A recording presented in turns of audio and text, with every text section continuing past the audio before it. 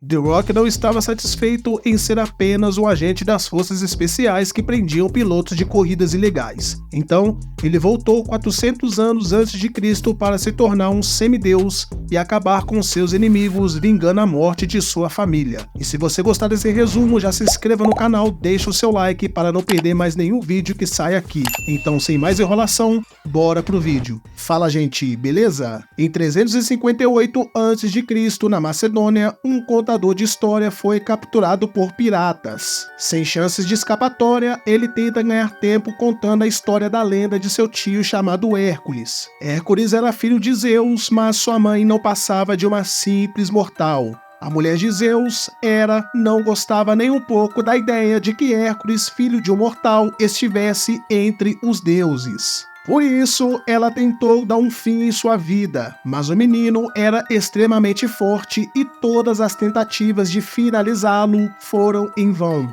Em sua fase adulta, os deuses mandaram Hércules realizar 12 trabalhos com a promessa de que se ele completasse, eles o deixariam viver em paz. Hércules aceitou a proposta e lutou contra monstros poderosos como a Hidra, o javali de Erimato e o leão de Nemeia, cuja pele dele era tão resistente que nem a arma mais poderosa daquela época podia perfurá-la. Mas Hércules era um semideus extremamente poderoso e o derrotou com as próprias mãos. Os piratas não ficaram impressionados com a história de Iolaus, achando que tudo era uma mera história de pescador. Mas nesse momento surge um homem no meio da fumaça usando a pele do leão na cabeça. Os piratas não deram nem ideia, pois estavam em um grupo de 60 pessoas, enquanto Hércules era apenas um. Mas para Hércules a quantidade não importava, pois ele poderia lutar com vários homens ao mesmo tempo. E ele também não estava sozinho, ele trazia consigo a sua equipe.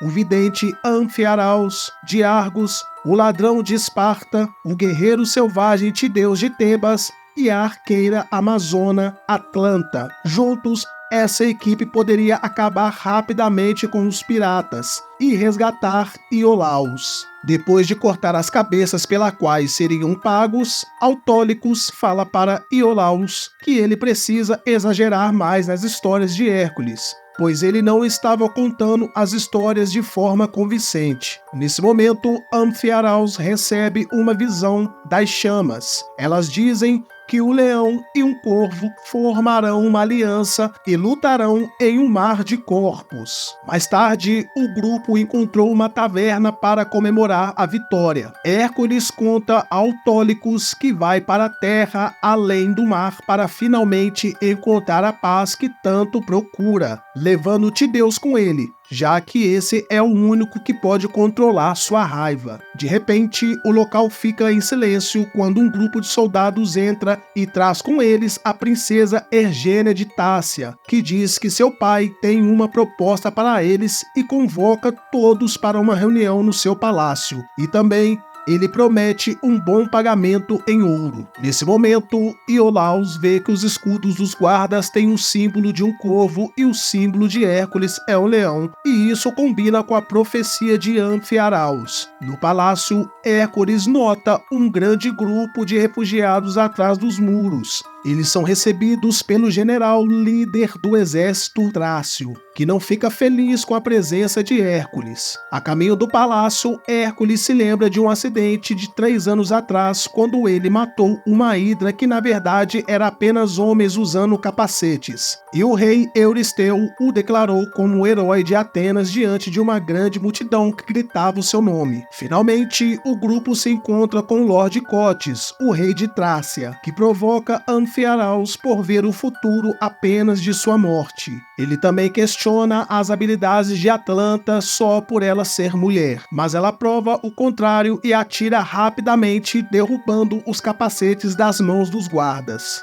O rei os convida para jantar e fala de suas preocupações. O país está no meio de uma guerra civil com um senhor da guerra chamado Rezo, que comanda um exército de centauros. O rei mostra a Hércules todos os refugiados que chegam todos os dias depois de Rezo queimar suas aldeias, e comenta o fato de ter perdido a maior parte de seus soldados, restando apenas fazendeiros em seu exército. Então, ele e sua filha fazem o discurso para tentar convencer Hércules a aceitar o trabalho. No dia seguinte, Hércules e sua equipe começam a treinar os fazendeiros que viraram soldados, começando pelo muro de escudos que não resiste muito bem. Mais tarde, Hércules se encontra novamente com o rei que tem informações sobre um dos peões de Finéias. Este peão vai atacar a tribo dos Best, no centro de Traça, em 6 dias. E o rei quer aproveitar essa oportunidade para marchar e acabar com ele. Hércules não gosta da ideia, falando que o exército precisa de mais tempo para treinar, mas o rei não escuta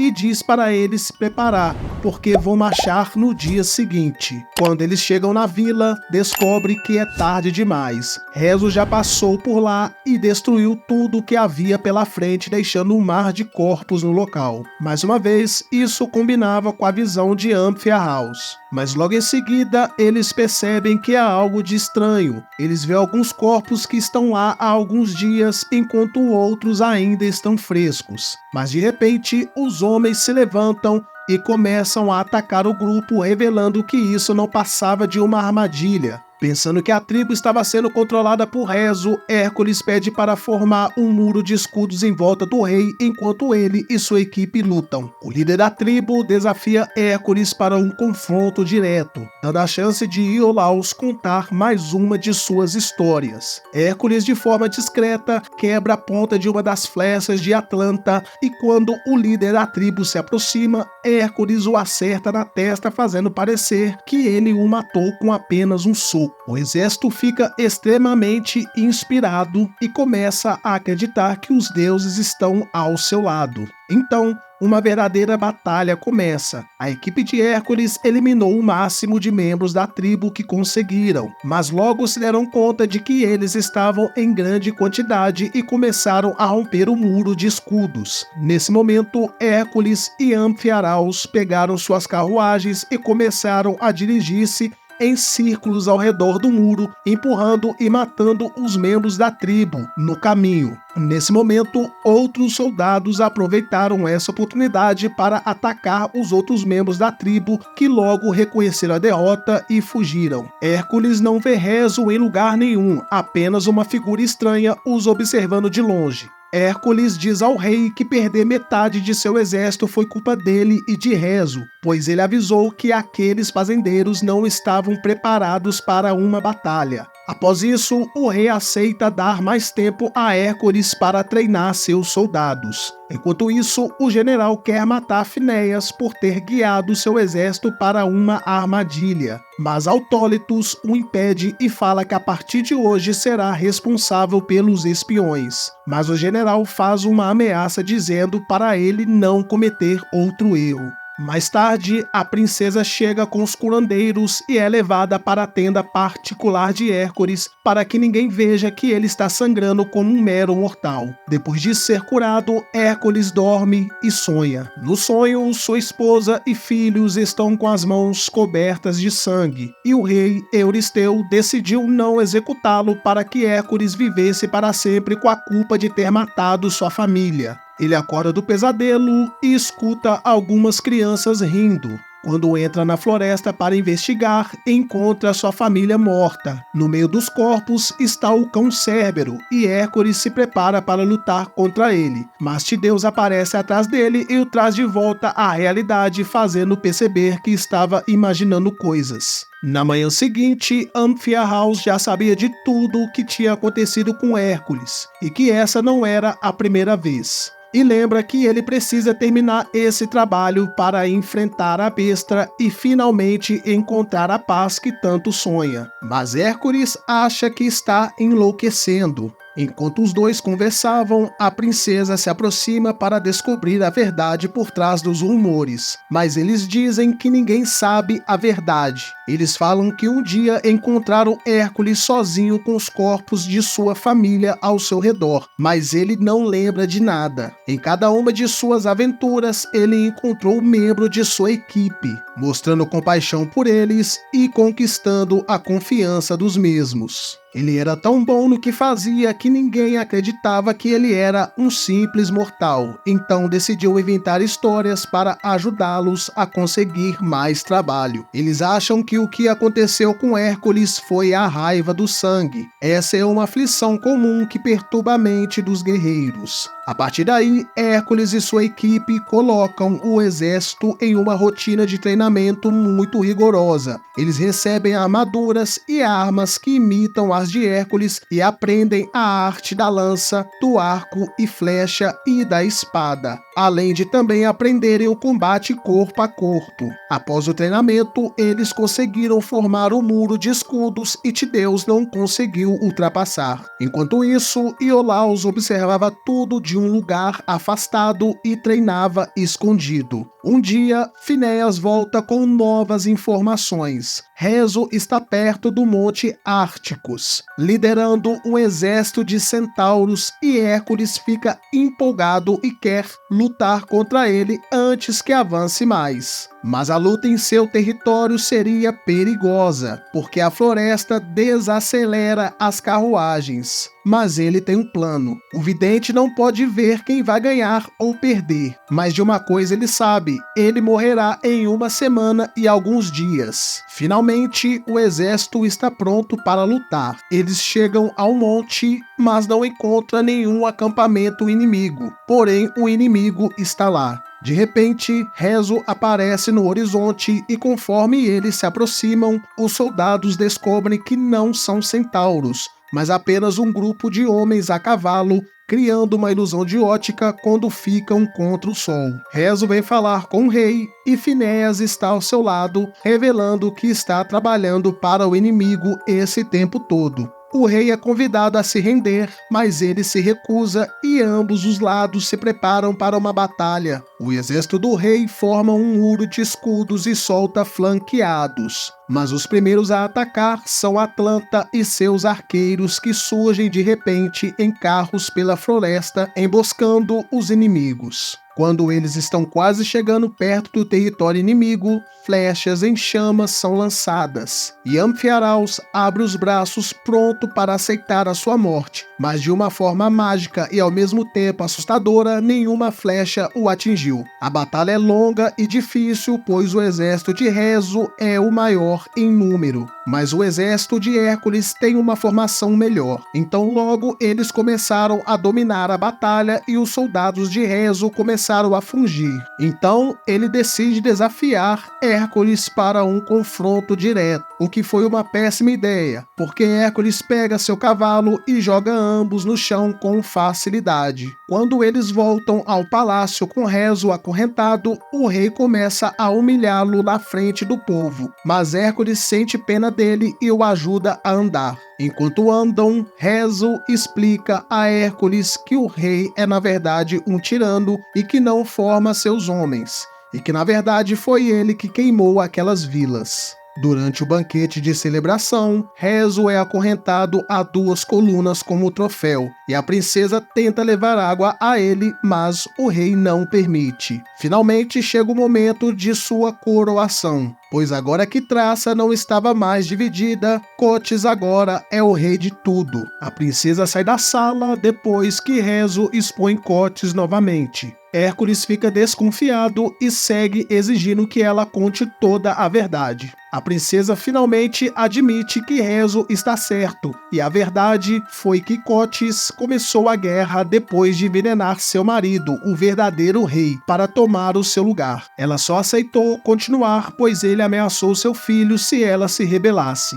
Ela tenta convencer Hércules a levar seu filho Ários com ele, mas Hércules recusa. Nesse momento, eles foram encontrados pelo general que disse que Cotes está procurando por Hércules. Então, ele vai confrontar o rei, o acusando de traição. Mas Scott, acha engraçado porque os mercenários fazem qualquer coisa por dinheiro e de repente tinham desenvolvido uma consciência. Ele admite querer seu próprio império e convida Hércules a liderar seu exército. Cotes pega o que foi combinado e manda ele ir embora. Ele dá a sua parte do dinheiro ao Autólico, pois ele quer ficar para salvar Trácia. Ele não espera que sua equipe fique junto com ele. Então, ele fala para todos irem embora com suas recompensas e viverem suas vidas. Mas nesse momento, Atlanta lembra que eles não seguem porque sente que deve algo a ele, mas sim porque são uma família. Então toda a equipe decide ficar e lutar contra o exército. Então, Autólico vai embora com todo o ouro, os chamando de louco. Eles entram no palácio novamente, mas o general já estava esperando com seus soldados. Depois de fazer a equipe soltar as armas, o general informa ao rei que ouviu a princesa conspirando com Hércules para levar Ários. Enquanto sua mãe é capturada pelos soldados, o menino tenta ir até Hércules em busca de ajuda e devolve secretamente o dente de leão. Hércules até tenta ajudar o menino, mas ele é nocauteado. Logo em seguida, o rei puxa o menino pelos cabelos. Momentos depois, Hércules acorda em uma parede enquanto Cérbero está na sua frente. Mas quando a sua visão finalmente clareia, ele vê que são na verdade 3 lobos que lhe parecem familiares. Eles pertencem ao rei Euristeu, que agora entra no local com Cotes, revelando que eles estavam trabalhando juntos o tempo todo para governar toda a Grécia. Ao ver seus amigos presos em jaulas ao redor, Hércules lentamente recupera sua memória. Cérbero sempre foi uma ilusão de sua mente. O que ele viu naquela noite, anos atrás, foram lobos que atacaram sua família depois que Euristeu colocou um sedativo em sua bebida. Euristeu admite que fez isso porque não gostava que seu povo gritava o nome de Hércules mais alto que o dele, como se ele fosse um deus. Isso seria uma ameaça ao seu poder e ele precisava ser eliminado, pois um homem ambicioso poderia ser facilmente comprado, mas Hércules, que não queria nada, era perigoso demais. Então o rei manda os soldados tirar a princesa da jaula para ser executada e Hércules se sente impotente por só ficar olhando aquela situação. Então o vidente lembra que todos acreditam nele e que ele deve acreditar em si mesmo. E Hércules também se lembra de quem é e invoca sua força. Ele arranca as correntes da parede e salva a princesa. O rei e os outros fogem da sala, deixando os lobos para cuidar dele, enquanto a princesa usa seu machado, que seria usado para sua execução, para abrir as portas das jaulas. Os lobos começam a lutar com Hércules, mordendo-o e ferindo em várias partes do seu corpo. Mas Hércules consegue eliminar um a um, dominando-os e jogando-os para longe e apunhalando o último com um dente de leão que o menino havia lhe dado. Finalmente completando seu último trabalho. A princesa liberta todo o grupo e eles pegam algumas armas deixadas pelos soldados. Hércules mostra novamente a sua força e levanta uma porta de metal que permite a fuga deles da masmorra. Na medida que ele sobe as escadas, os soldados tentam detê-lo, mas eles não têm problemas em lutar e abrir caminho. Nesse momento, um lança-chamas é jogado contra eles e o vidente pensa que chegou a sua hora. Ele abre os braços para aceitar o seu destino, mas Hércules pega o lança-chamas e mata um soldado, salvando o seu velho amigo. Enquanto o grupo acaba com o exército restante, Hércules vai atrás de Euristeu, que começa a inventar várias desculpas sobre o que aconteceu com a família de Hércules. Ele disse que foi controlado por Cotes e também tenta dar ordens a Hércules como rei, e até oferece dinheiro, mas nada adianta porque Hércules não liga para isso. Então, ele agarra Euristeu pelo pescoço e o joga no trono e o mata com sua própria adaga, finalmente dando a vingança que sua família merecia. Agora Hércules pode seguir em frente e encontrar a paz que tanto procurava. Mas seus pensamentos são interrompidos quando o chicote entrelaça seu pescoço. É o rei que joga Hércules no chão e se prepara para matá-lo, mas acaba sendo apunhalado por Iolaus, que pegou de surpresa por trás. Maravilhado com essa ação, Hércules chama seu sobrinho de guerreiro e os dois se juntam ao grupo que resgatou Rezo. E juntos saem do palácio. Livre, o menino agora corre para os braços de sua mãe. E finalmente, todos os soldados e seu rei foram finalizados. E os soldados vivos se ajoelham e começam a gritar o nome de Hércules, reconhecendo-o como seu novo rei. Gostou do resumo? Se inscreva no canal, deixe o seu like e assista também esse resumo que está incrível. Eu vou ficando por aqui, um forte abraço e até a próxima.